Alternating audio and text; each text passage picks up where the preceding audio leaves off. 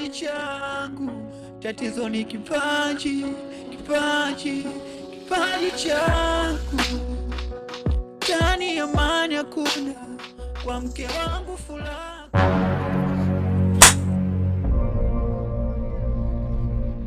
Yaani unafanya mimi kama malaya yao wenzako unakutana na huko. Tena ukome kunifuatilia. Umesikia? Sipendi mazoea na wewe. Ukome kama ulivyokoma kwenye tumbo la mamako. Umenisikia? Mimi sio malaya kama malaya wako. Ondoka shoga yangu.